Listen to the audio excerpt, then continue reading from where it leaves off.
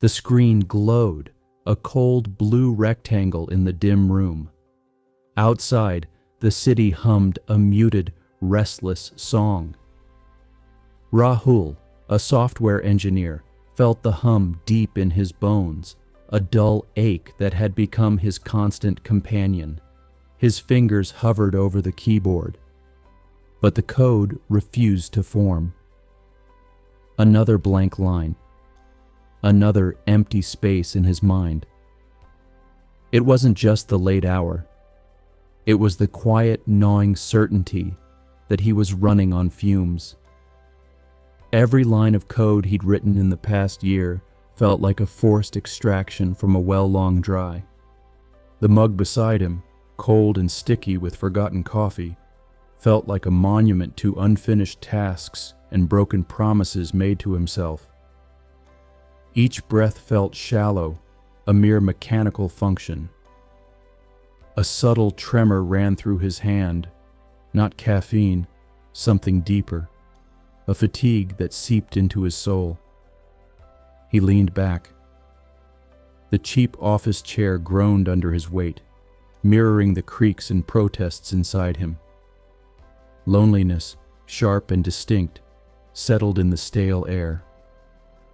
Not just the absence of another person, but the absence of himself.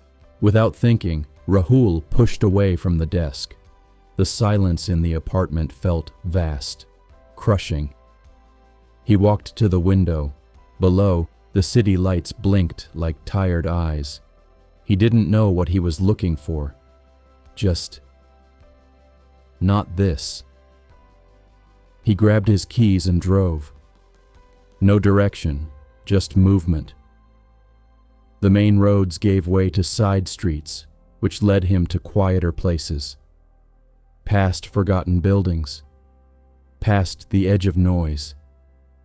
Past the weight of everything. That's when he saw it.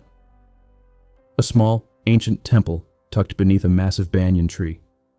Not glowing. Not grand. Just there. Still. Waiting. A soft light flickered inside. He stepped out. The engine clicked off. Silence. He removed his shoes, stepped onto the cool stone. The temple was empty. Just a single oil lamp glowing in front of the idols. No priests, no chants, just stillness. The scent of incense, old and lingering, wrapped around him like a gentle memory. He sat, cross-legged, on the stone floor. The air felt alive, ancient, sacred. A sound echoed. Ding. Not loud, not sharp. A soft bell, stirred by the breeze. Not a call, not a command, just a presence. Ding, ding, thoughts came, as they always did. Deadlines, messages, code that didn't work. The meetings, the exhaustion. His breath hitched. The knot in his chest tightened. But the bell rang again. This time, he let the thoughts come. Let them pass.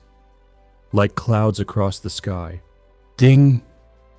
The sound pulled him into the present, into the quiet, into his body, into the breath. He wasn't fixing. He wasn't escaping. He was simply being. He remembered a talk he once overheard. Even suffering changes. Even pain moves.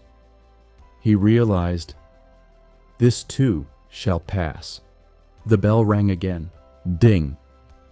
He opened his eyes. The flame still flickered. The quiet wasn't empty anymore. It was full. Full of something real. Something kind. Something whole. He stood. His shoulders still carried weight, yes, but lighter, looser.